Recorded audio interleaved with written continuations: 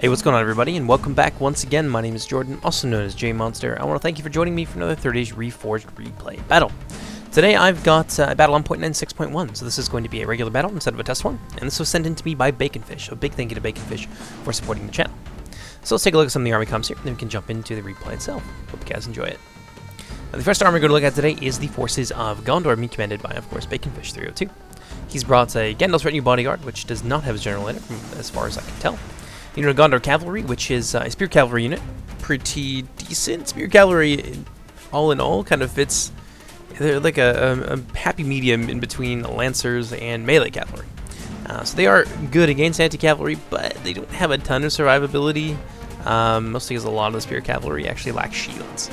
So that's a big trade-off there. An unintentional trade-off, but one that I kind of like, and I think will probably be a thing moving forward.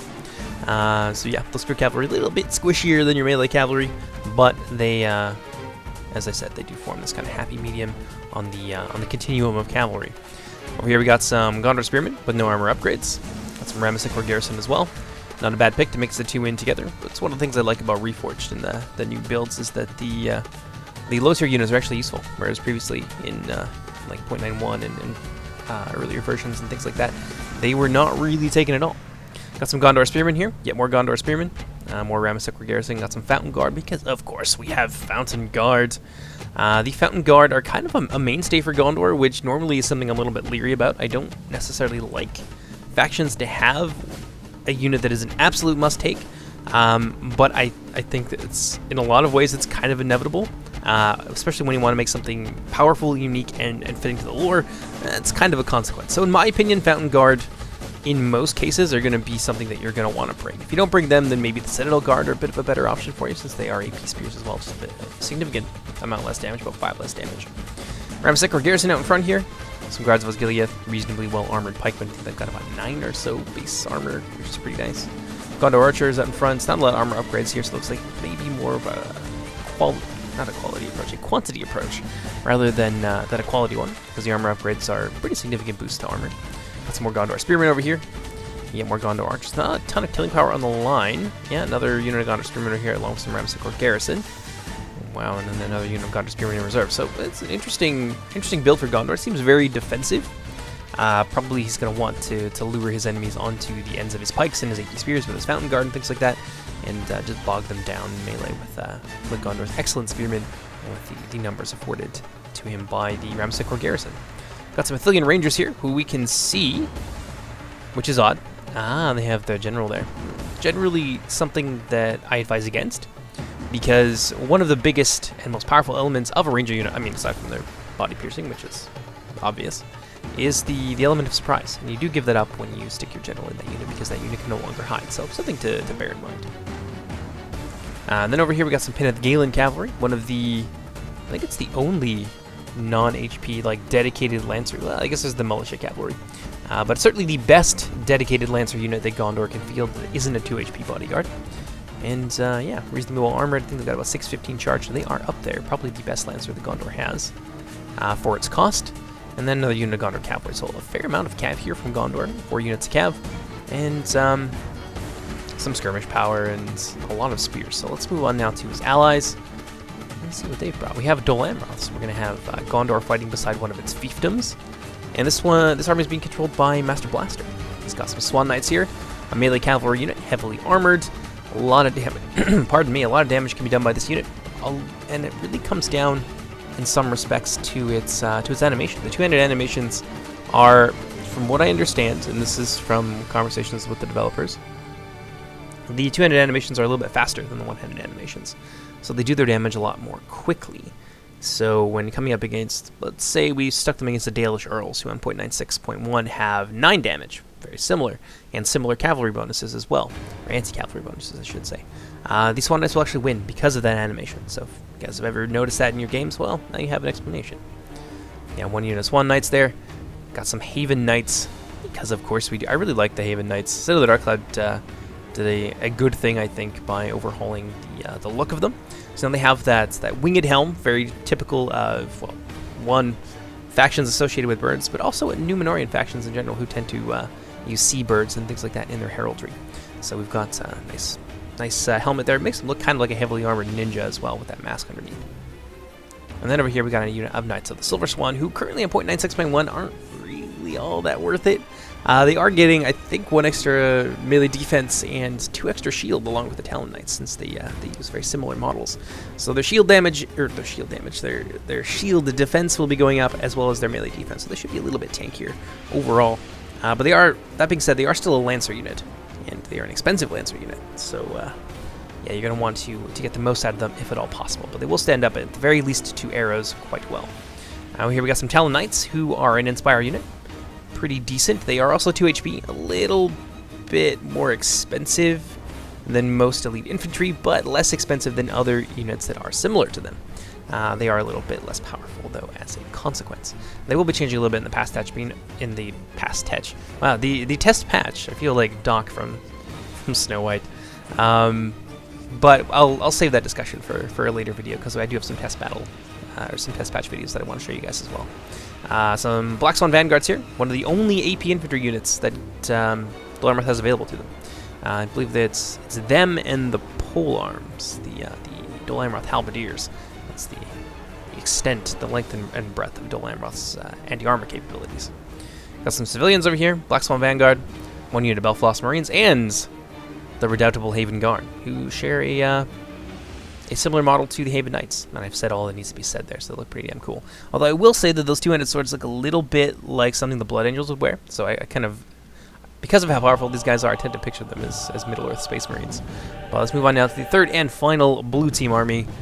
This one is being controlled by Tundra's Fox, and he's playing as Arthedain, which I think is a faction that he favors. I've certainly seen him play it a lot on the test patch and in other replays and things like that.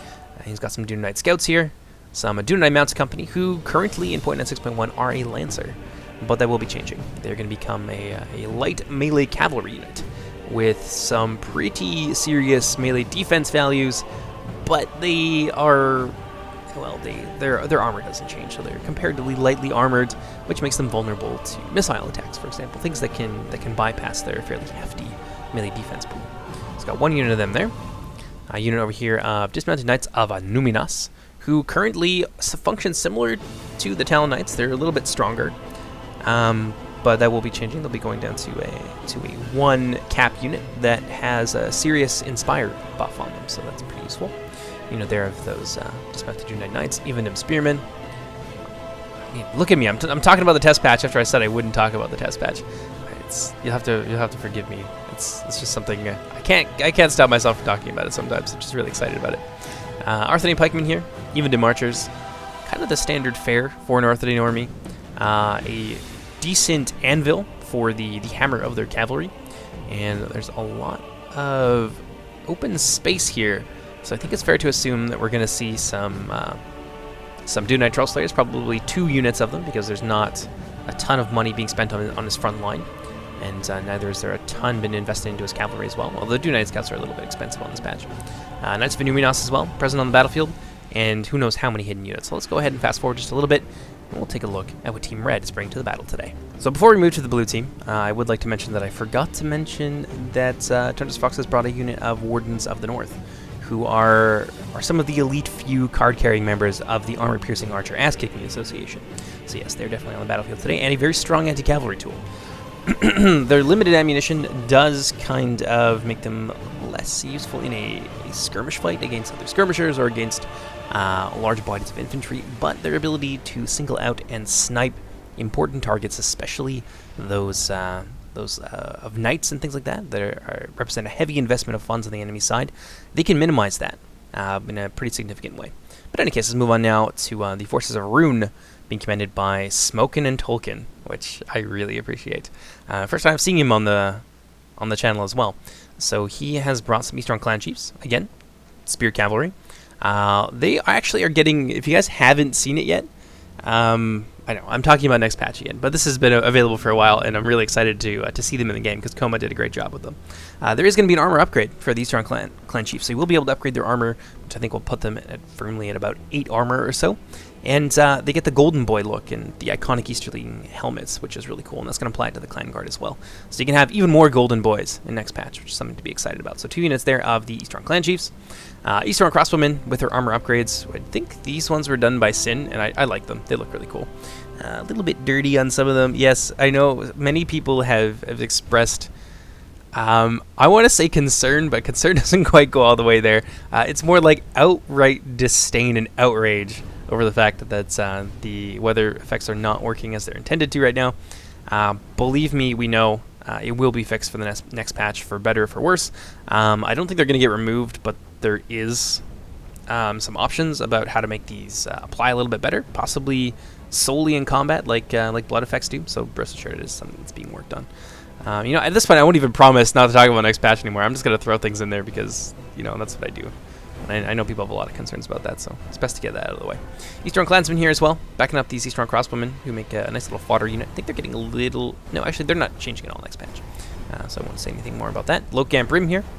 Real sexy. Love these guys. There is some talk about giving them a proper shield value, so making them use their halberds in one hand, the way that they do in the movies, but, you know, nothing has really been done in that regard as far as I know in the test build so far. Nice solid line of them. Got some flag rim backing them up as well. The 1-2 punch of the rune line that is so strong against mid-tier units and significantly less mid and lower tier units, but significantly less strong against high-end units and super elites. And then we got some cyan rim backing them up finally.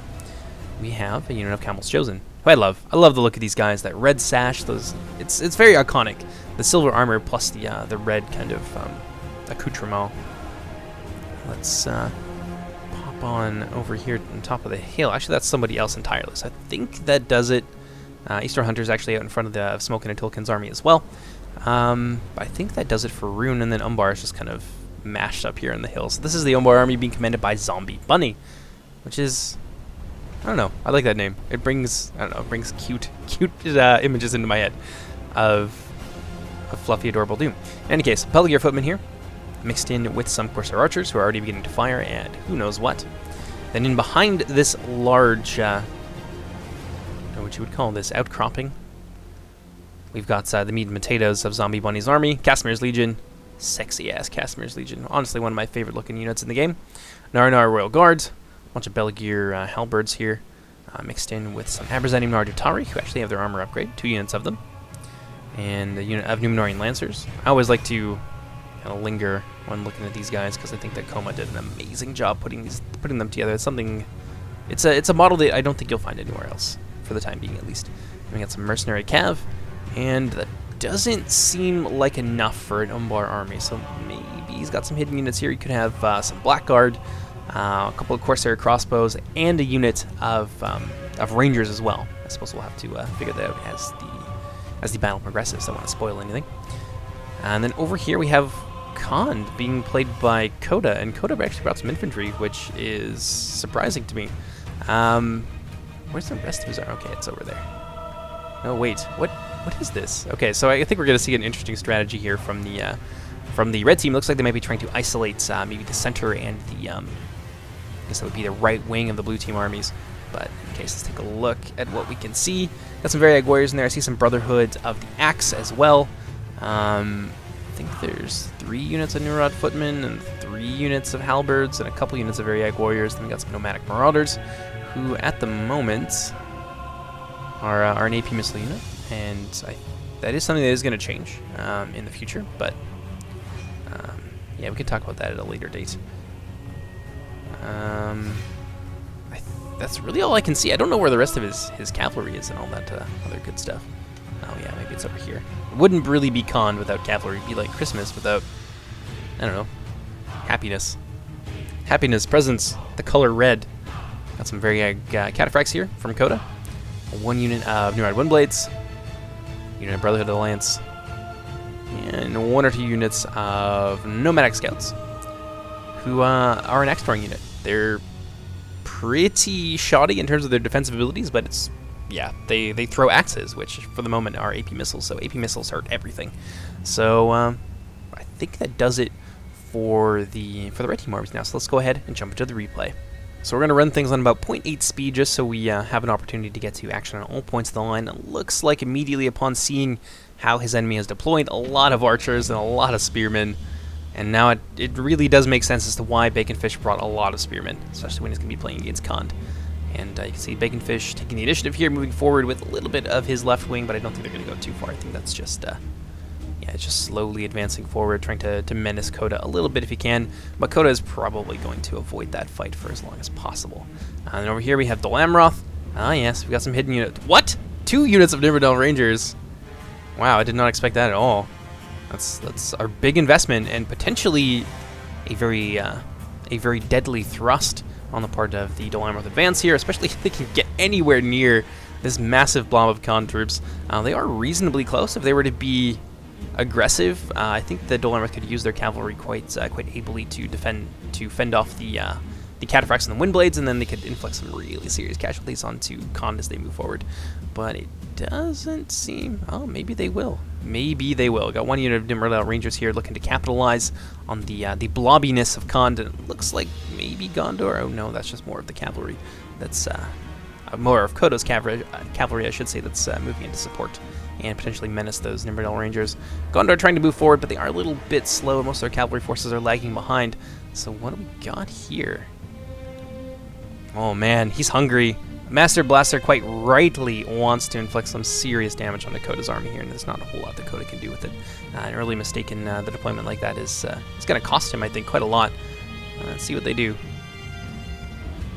Looks like he's going after Brotherhood of the Lance. I probably wouldn't do that. They're about 8 armor, so they have a pretty good chance to stand up to the 5 armor projectiles, or the 5 damage projectiles, I should say, of the Ranger units. And what do we got going on over here? Looks like Dol Amroth. Ooh, Dol Amroth and Umbar running into each other right off the bat. Haven Guard here on the front lines, hacking their way through the spearmen of Beligair. Bunch of footmen units here forming the front line, just trying to block the advance of Dol Amroth. And you can see in the rear there's some heavier hitting reserves for under Zombie Bunny that are moving in to potentially try and surround and bottleneck Dol Amroth as they move their way up the narrow passes onto the top of this plateau. Black Swan Vanguard looking like they're flanking these Beligair footmen here. It'll do lots of damage, although I think there's probably some better targets that these guys could go after. Civilians here just trying to hold up the advance of the Runic forces as they move in for a complete encirclement. Dol Amroth is going to be in some serious trouble here unless their ally Tundros Fox and his Arthurine army move forward and save them from total disaster. I mean, I appreciate the aggression. Oh, this is not good as well. The Belfloss Marines here, very easy prey, not really able to deploy their javelins effectively. Dol Amroth is in for a really bad time. But let's pop on over here. Let's see, have they managed to get any damage done against the infantry? No, it looks like the infantry of Coda is going to be able to escape that gauntlet pretty well unharmed. I don't think I see a single corpse on the ground anywhere. So I'm a little bit curious as to what those Rangers have been firing at this whole time. I got some cavalry here in Dakota moving forward to menace the Gondor cavalry and the Dol Amroth cavalry who have both moved forward here. It looks like Umbar trying to defend their ally, and Khand is going to come in, and we could see a really solid pincer movement here that wipes out a lot of cavalry and indeed the Nimberdale Rangers, who would be in serious danger of being run down if their cavalry support is evaporated. And of course, we got the Blackguard here. Of course we do. Umbar doubtlessly had some hidden forces that was not nearly enough of their army that we could see. Oh man, there go the Swan Knights. That was a big ace in the hole against a lot of the Khand units. They could very easily go toe-to-toe, even with some of the elites, the star cavalry of the Khandish line, such as the Windblades. Oh man, there's just so many units and so many unit names in my head that I cannot possibly remember them all. But yeah, the Windblades and the Cataphracts, especially the Windblades with their lighter armor, these Swan Knights could have done some serious work against them, so that's unfortunate. What do we got over here? So this flanking movement has turned into a disaster for Dol Amroth. And again, part of the reason why I wouldn't have gotten hung up on these spearmen, because now those Dol Amroth Black Swan Vanguard are being completely surrounded, and they were definitely asking for it. Had their backs exposed to a lot of armor-piercing units from Rune. Now Dol Amroth is doing their best to try and hold things down. What is this? Oh man, 2 Blackroot Vale archers as well. For the time being, they are Rangers. That will change for the next patch, but 4 units of Rangers. I don't think I've ever seen anything like that before. This is an interesting meme army. Let's see if he can capitalize on this, though I don't think so. The Look Gamprim already moving down to pressure these units of Blackroot Vale Archers, and there are no nearby Dol Amroth reserves that can be thrown in front of them to stop them. And the Blackroot Vale Archers, oh man, very unfortunate and, dare I say, wasteful use of Rangers here on the part of Master Blaster's army. It's a cool concept, bringing 4 Rangers. No one would certainly expect that, but the micro problems and the charging into disadvantageous situations uphill, no less, against 2 armies. It's kind of wasted his army so far. I don't think we're going to see too much from Dol Amroth. But I want to pop on over to here and see how things are going. It looks like the Cav battle has been very back and forth. Coda repeatedly falling back with his forces, trying to avoid an infantry fight for the time being, while they pick apart the remains of Gondor and Dol Amroth's cavalry forces. If they can sweep those from the field, well, an infantry fight might not even need to happen. I don't think that Gondor would be able to stand up to their enemies. Speaking of Gondor, or to their enemies, specifically to the pretty decent infantry that Khan can bring to the field, and they certainly have today. But Gondor seems to be abandoning their position with their entire army, and they might be hightailing it over here to try and help out Dol Amroth, who is in some serious trouble here. Haven Guards, been fighting the whole time. They have hacked their way through a regiment of Beligir Spears, still relatively healthy with 30 men in the unit, though backed up now with the Casimir's Legion. I don't think those Haven Knights will be able to stand their ground indefinitely. They will probably take a fair amount of these Umbar warriors with them, but they're also being peppered down, bear in mind, from the rear with a lot of missile fire. It's just chaos up here. And the poor Dol Amroth army just getting absolutely massacred. Although, strangely enough, percentages are still even. And again, we're seeing very questionable plays here on the part of Master Blaster. I don't know why you would ever get this close with your Rangers. I don't know why they're even still here. They should definitely be falling back to try and support the Gondor army at this point, which maybe is what he's going to try and do. I think he might be trying to skirmish a little bit, some hit-and-run tactics, but it doesn't seem like his micro is on point enough at the moment to be able to accomplish that. Over here, Abrazani Nardu moving in to put the final nail in the coffin of this last stand by the Talon Knights up on this hill. Been fighting the Abrazanim Nardu and some Beligir footmen up here for quite some time. They've held their ground admirably well, but it is only a matter of time before the Dol Amroth line crumbles into dust. Now, I want to know what Arthedain is up to. It seems like there's been some action over on this side. Dunedain Scouts, 2 units of them here, exchanging fire with the nomadic scouts of Coda, and I think there's some of these troops on the ground here. It looks like the Runic Cavalry really did not have a good time here against the Dunedain Scouts, and indeed they would not. Those comparatively lightly armored spear cavalry from Rune, who are, again, lacking in shields, they're easy prey for a unit like the Dunedain Scouts. Nomadic Scouts here, just kind of screening the area, but honestly, these guys are in a similar boat. Now, they can charge and try and get as close as they can and toss their throwing axes, which will do a ton of damage to the Dunedain Scouts, but if Tundra's Fox Micro is on point, and it seems to be, but there are a few of them that are gonna get swept aside there in that wave of Khandish cavalry. And they also have a small bonus versus cavalry, so if they catch them in melee, those Khandish scouts are going to be nasty, nasty.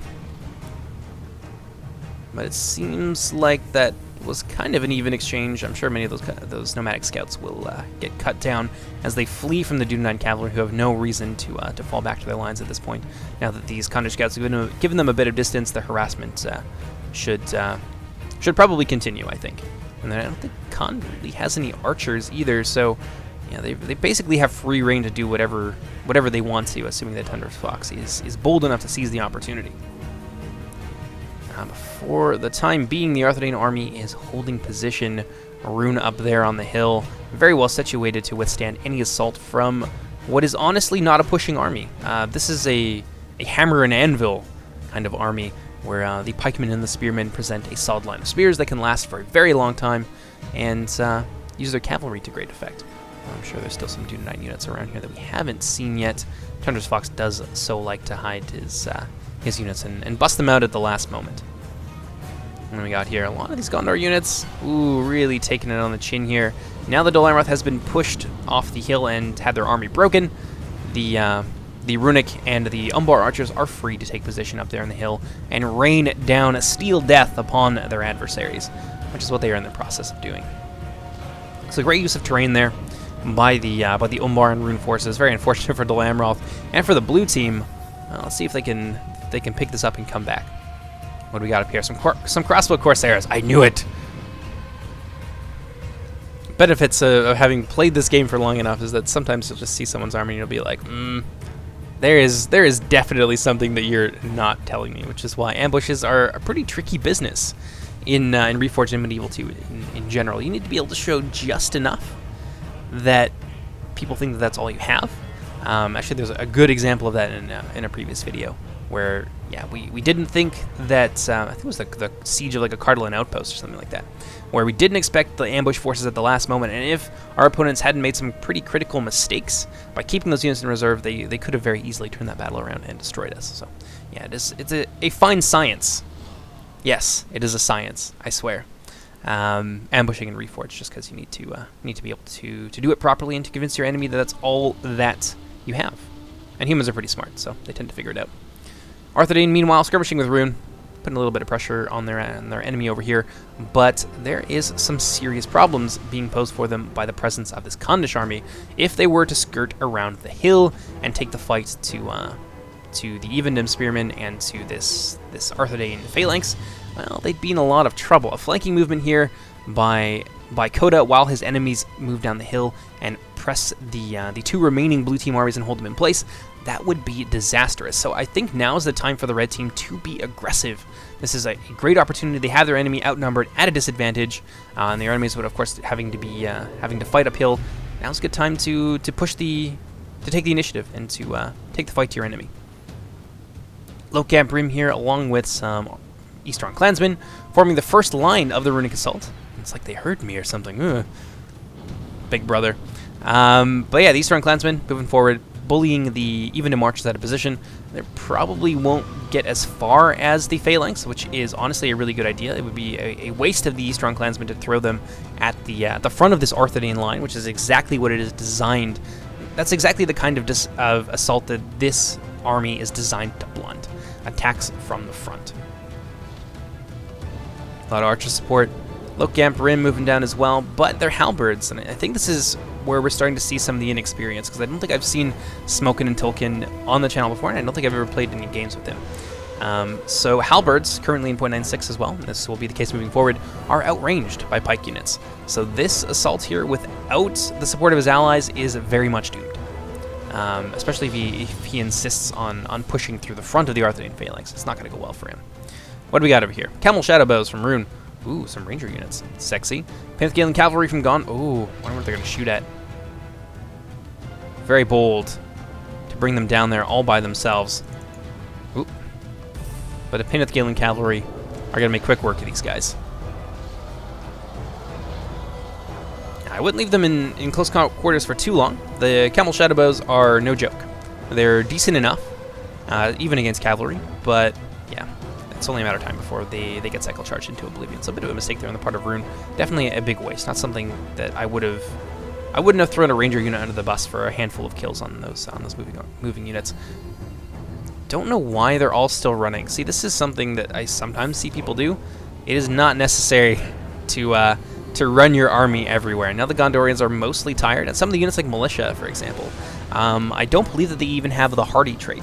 So if units lack fatigue traits entirely, once they are tired, or once they are at a certain fatigue level, they are not moving from there. It is only downhill from the time the gates open to the time the battle ends. So they will get tired, and they will take penalties from fatigue. I think a lot of that comes in the form of melee defense and morale penalties as well. So for militia units, that can be incredibly punishing. So yeah, definitely want to be careful about over-moving.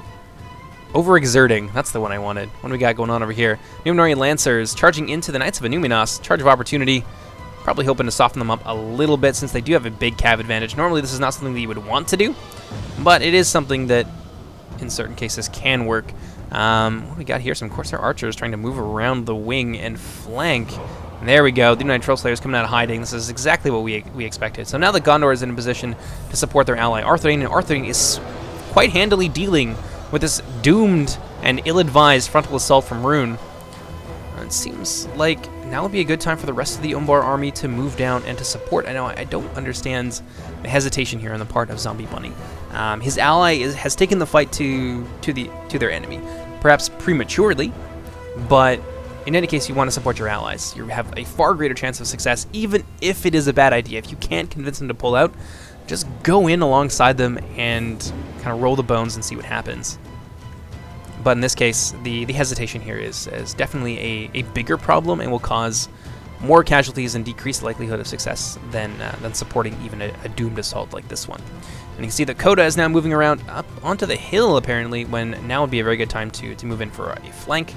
But we'll see what he does a little bit further on.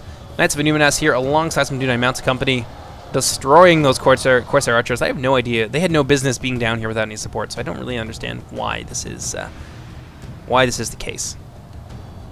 Cyan Rim from Smokin' and Tolkien trying to move in and bully these guys out of position, but honestly, it's far too late. Gondor Cavalry now moving in alongside the Gandalf's retinue bodyguard, and there's a ton of cavalry over here on the blue team's right wing that could cause some serious problems if they manage to get around here, get into the rear of the flag rim, start running cycle charges. This Rune assault will evaporate before they can do any real tangible damage to Arthur. What do we got over here? I see fire. Oh, Dragon's Wrath Guildsmen. Oh, that's wonderful. You don't normally see these guys, and they look so damn cool. At the moment, they're a little bit expensive, and their projectile doesn't work. It is changing in the next patch. Unfortunately, they're losing their bombs. It makes me so sad. It really does.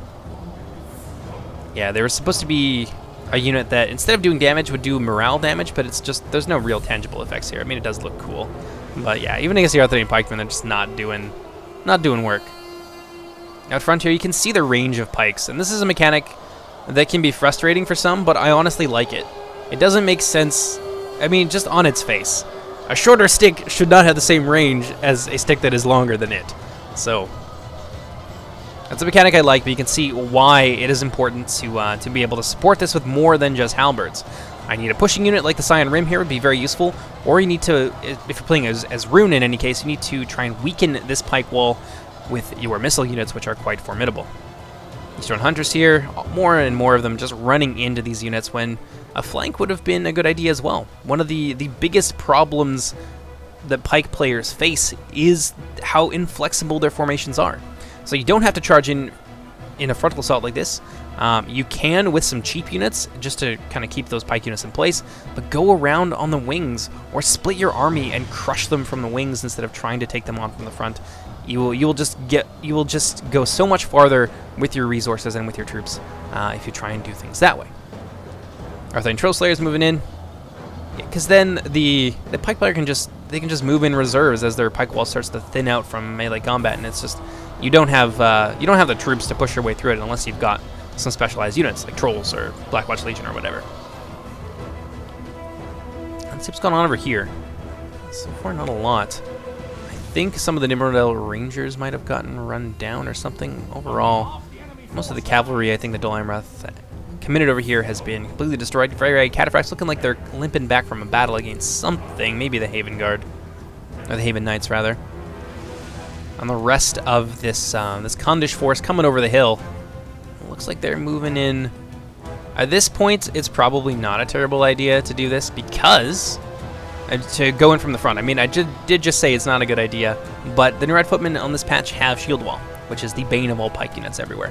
So these Nurad Footmen forming up for a massive push here to break the Arthurian line, although it has taken so long to get here that now a Gondorian phalanx has miraculously, not so miraculously, appeared behind it. So that's gonna, yeah, they'll push through Arthedain, they'll beat Arthedain's army, Arthedain's foot army here in any case, but then they've got to do the same thing to Gondor. Although admittedly Gondor is probably a little bit tired at this point from all the running around they've been doing. Commel's chosen alongside the best of the remaining Runic troops here, overwhelming the Arthedain right wing through sheer numbers here with the help of the Nurad Footmen. Dunai Troll Slayers not having a good time there. It's only a matter of minutes before they are completely overwhelmed. Nomadic Scouts moving in behind the Arthedain line, probably wanting to put a little bit of pressure onto the back lines of the Arthedain forces, precipitate that route that much quicker. Oh, what do you know, we got some great company here as well. a ranger unit like that, as well as all these missile units from Arthedain, they've really, because of the piecemeal way that the red team's gone about this, they've kind of thrown away their numerical advantage at this point. Rune's army is almost gone. Arthedain's army is admittedly also gone as well. Umbar still has their forces in reserve, but Arthedain is well situated to deal some serious damage to Coda's forces as they move in here. And I think, especially with a Grey Company, I think we're going to see the numbers advantage of the red team diminish even further here. Yeah, look at this. Look at those Rangers. Look at just the chaos that they can cause. Mounted Rangers, man. If you guys are looking at this and you're like, oh my god, that's insane. The Mounted Rangers are lightly armored. They have less men in the unit, and their range is significantly lower. It's about 20 to 30 lower. 20 to 30 meters lower than that of Rangers. So these guys can actually be countered by low-tier archer units, assuming that you have them available and on hand at the time. Oh man, this very Ag warrior is getting absolutely massacred. All this line has to do is hold, and the missile units here can pick these guys apart. Gondor has now moved in to support the failing Arthedain phalanx as it begins to crumble. Nurad Footman here pushing against some Ramesek garrison in the center. Ooh, that could be a problem, but there are some Dune Nitro Slayers on hand that would be able to plug that gap. Over here, dismounted Knights of Inuminos alongside some Arthedain pikemen.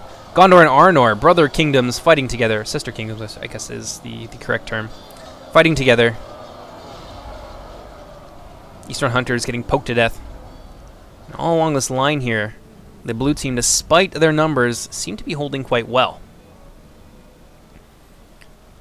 It's more of Coda's movement units moving in. Again, I'm switching like the first consonant of two words that I'm trying to say. It's quite funny to me. Umbar still holding their grounds while their allies are struggling. Now would be a good time again. Flank these guys. They still have the number advantage. Coda seems to be trying to do that with his Nurad Footman here. The Sea Strong Crossbowmen moving into the second line of the Arthedain Gondor armies and disrupting some of their missile units, but this needed to be done a little bit earlier. And over on this side, Gondor and Arnor are about to have a big breakthrough. 2 units of pikes stacked on top of each other. They might be able to roll up the line if left unchecked. Loksai and Rim, however, moving in to make sure that it does not happen, and you can see some of the reserves from Umbar, rather, inching their way forward. Got some Blackguard here as well, though it doesn't look like they have any ammunition. Some Narnar Royal Guard, so some fairly heavy-hitting units, good line-holding units mixed in there as well. So Umbar's assault is going to be a problem for the left wing over here for Gondor Arthedain. So if I was them, I would definitely be quaking my boots a little bit. But you can see that they're trying to reform here, running down some of the crossbowmen with their cavalry to make sure that they don't come back. But you can see Arthedain moving in with the remnants of their pike wall. Gondor is, of course, formed up and ready to meet this assault, but still, it is going to be a problem. There's a lot of Umbar troops still yet to come.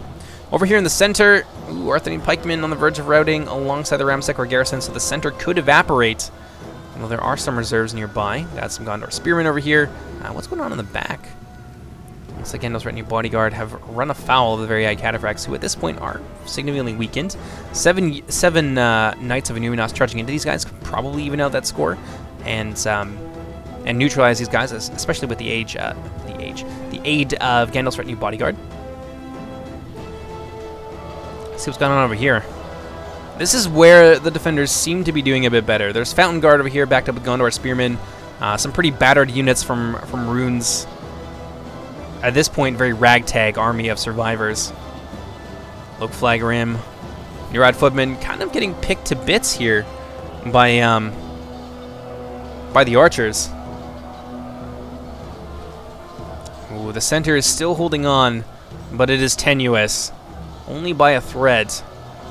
Although, of course, even after all these infantry units are destroyed, there's quite a lot of archers here that could probably make up for the lack of quality with their sheer numbers. Even the archers from Tundra's Fox, now out of ammunition, I expect we'll see them thrown into the center here to aid this flagging line at any moment.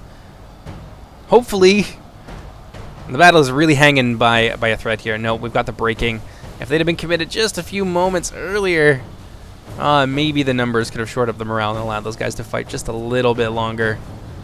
And it seems like the center for the blue team has evaporated. A very good battle so far. Taking a look at the percentages, it's much closer than you would expect it to be, given the way that this final confrontation here started and the numbers disparity between the two sides.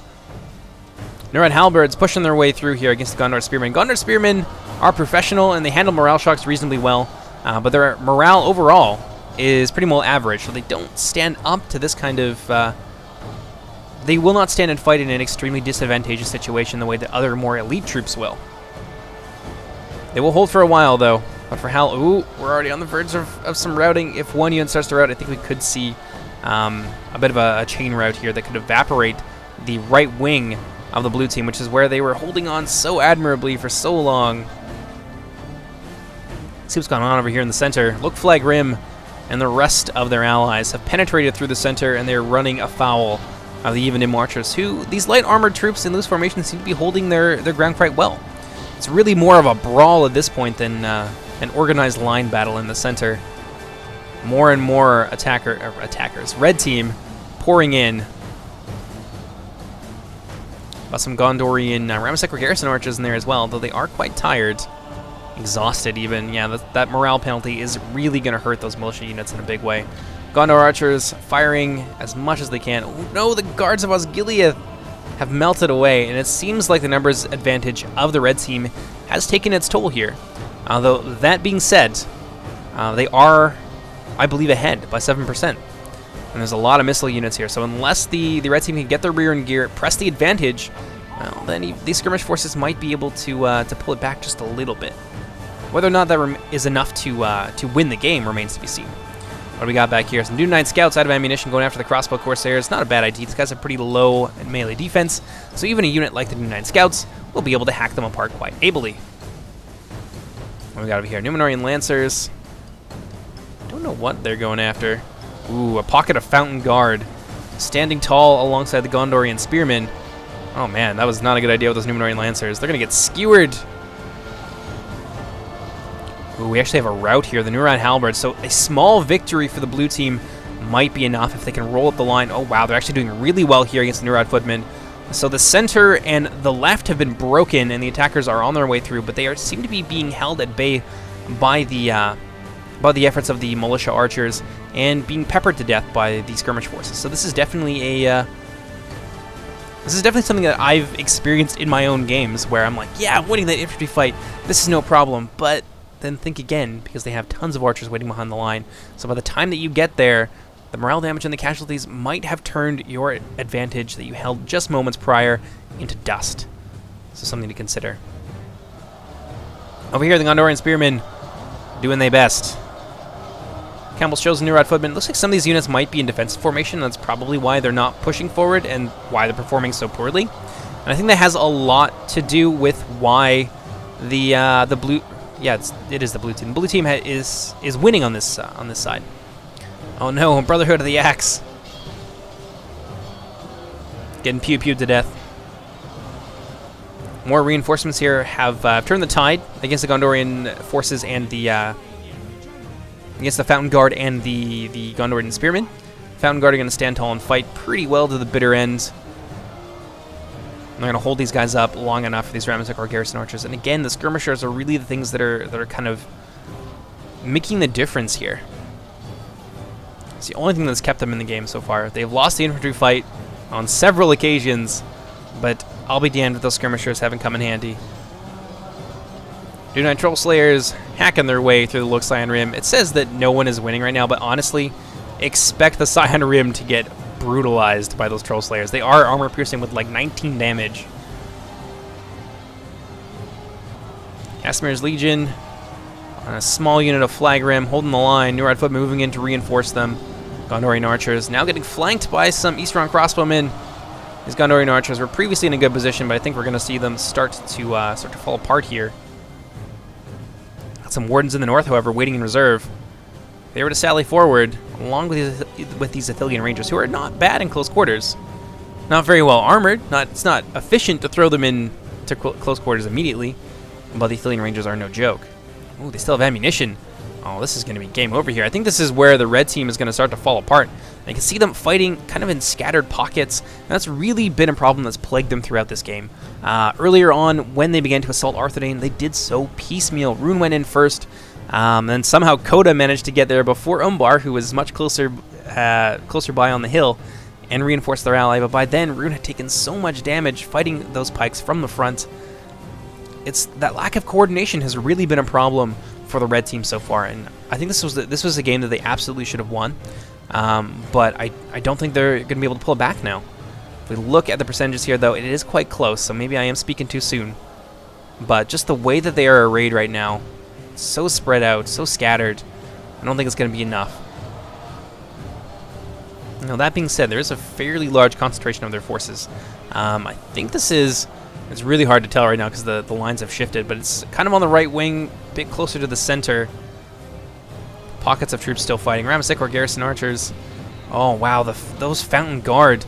They stood up to all of that conned infantry, and with the help of the archers, they have managed to actually win this fight. So this is going to be interesting. The center is now isolated. There's not really a whole lot left over here. I think these archers are going to be enough to clean up the red team's right wing, and now the center is going to find itself completely isolated. So they do have a fair amount of troops here, but now enemies are going to converge on them basically from all directions. Well, that's going to be game over. So we're going to kick it up to 1.0 speed. I think we've got a fairly clear winner at this point. Royal Guard, though. Oh, I love them. I love that they're now a hybrid unit. It was really redundant to have two units that were almost identical, except one was an archer. So now that they've been combined, you get all that utility rolled into one unit, and yeah, it's, in my opinion, it's just a better way to have that unit, and it saves a unit slot as well for something else that's cool. In the back here, cavalry is still running roughshod over the remnants of the Easterlings and the few forces from Umbar that are still standing. Belligear footmen getting massacred. What we got over here? Belligear halberds, very late to the party. Quite slow, still in spear wall formation. Something you want to consider doing. It does take a little bit more extra micromanagement, but pop your polearm units out of spear wall so they can keep up with the rest of your army, and then you'll have them positioned for when you need them. And this kind of thing isn't going to happen where they're just kind of sluggishly plodding their way across the battlefield, not really where they need to be when they need to be there. Let's see what's going on over here. It's just absolute chaos. I'm not entirely sure where I need to have the camera at this point. It's just madness. Chaos and madness on all sides. Prince Imrahil from Dol Amroth.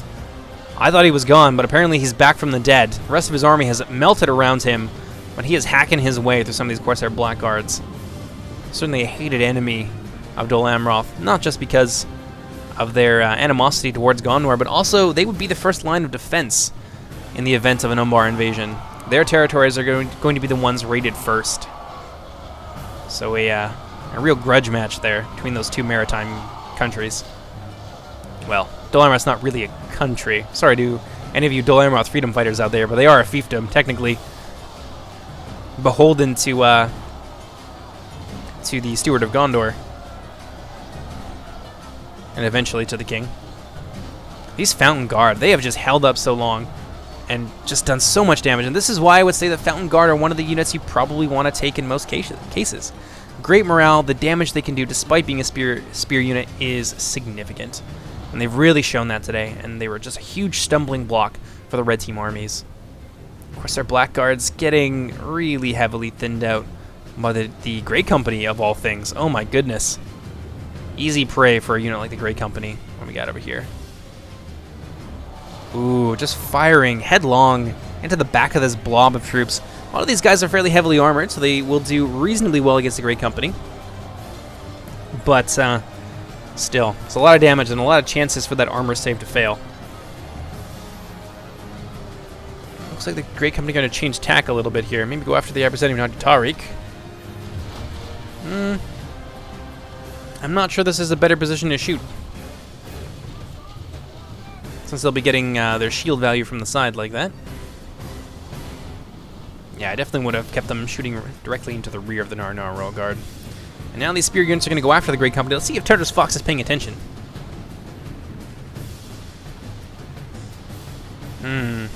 Seems like. Wardens of the North battering these Abrazani Tariq. Not really very many of them left over, and the Wardens of the North are quite elite. The Abrazani Tariq do not have a chance. There is no hope in whatever the the Middle-earth equivalent of Hades is. Prince Imrahil back to see off these invaders from the south. Oh no! And he gets dead. He's fallen along with the rest of his army. The last Dol Amroth man on the field, meeting a valiant end. So a small victory there for the forces of Umbar, but it doesn't really change anything. I think this is going to be game over. So we're going to go ahead and we're going to fast forward it, kick it up to 2 times speed now. Watch these Wardens of the North do their thing. Yeah, coming up now against Arnor Royal Guards. Clash of the Titans. The best of, well, some of the best of Arthedain versus certainly some of the tankiest units, tankiest elite units from Umbar. It makes for a glorious sight. Oh, the General of Gondor has now joined the fray. Let's see if the red team can claim one more general before the end of this fight. Ithilien Rangers fighting alongside them. Oh, the general just got knocked down. And there goes the Gondorian general. So the commanding officers of the blue team's army have fallen, but there's really not enough left of the red team's army to really capitalize on that in any case. Too many elites left on the field, and what they do have left has been surrounded. Gandalf now fighting in the fray. We're going to lose Gandalf too? This is a sad day indeed for the Free Peoples. Grey Company, or what remains of them, firing in. And it seems surprisingly evenly matched. Shockingly evenly matched, in fact. Those Wardens of the North were like 36 a second ago. Well, let's see what happens here. 2 times speed. Maybe now would be a good time for 6 times. Well, the Arthedain general is in there. Like, all the generals kind of meeting in the middle. You can definitely see the Runic general in there as well, fighting very close to the King of Arnor. Oh, let's see if they come up against each other. That'd be kind of cool. Ooh, they just might.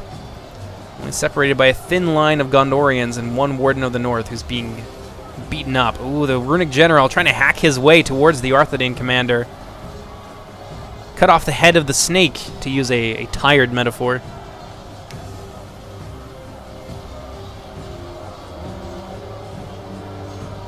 Oh, another Gondorian spearman falls to the Runic commander's blade. Doesn't look like the King of Arnor has any interest in fighting them. He's content to let the Gondorians die in his stead, which is a practical and prudent decision, although certainly not the most glorious and not one that he will be remembered fondly for.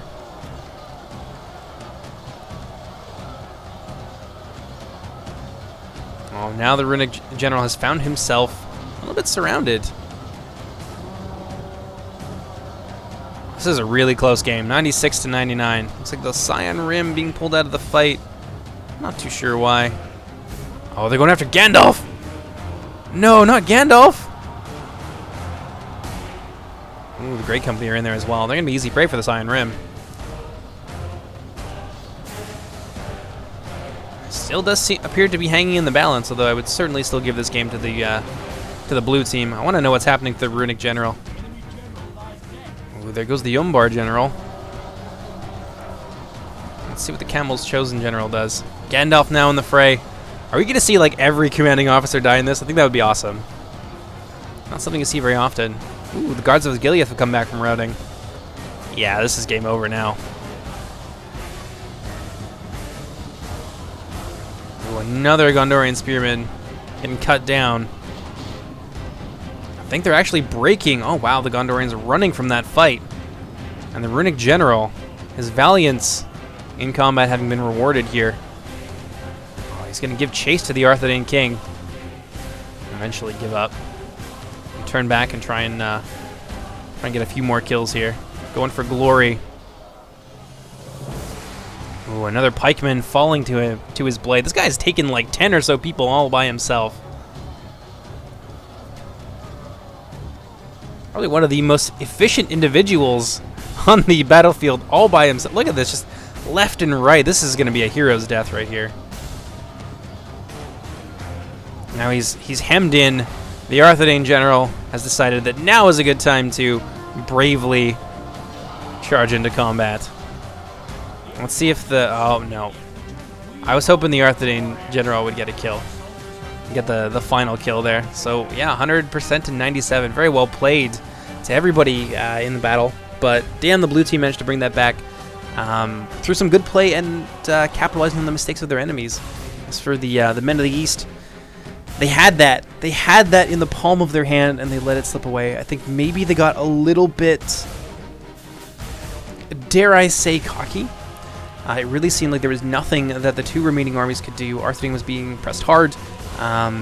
Koda was on his way, and they were sweeping aside Gondor, but it was too little, too late. They came in basically in waves as separate forces, and if history has taught us anything, it's that is never a good idea when fighting against a unified enemy, is to attack them in such a disorganized fashion. So there you go. Hope you guys enjoyed. Let's take a look at some of the kills here. Fountain Guard 379. I know exactly which Fountain Guard that which unit of Fountain Guard that was, and I'm sure you guys do as well. 173. Gandalf's Retinue Bodyguard. Not bad. Not bad at all. Guards of Gilead getting a lot of kills there. The other Fountain Guard getting 133. Not as many, but still very impressive indeed. But that's it for me. Hope you guys enjoyed. Next up, I'm gonna have it's another episode of the Grotto Darkest Dungeon playthrough, which hasn't come out in a while, but hey, I found some time to play something a little bit different, as I've been saying I'm going to do for a while.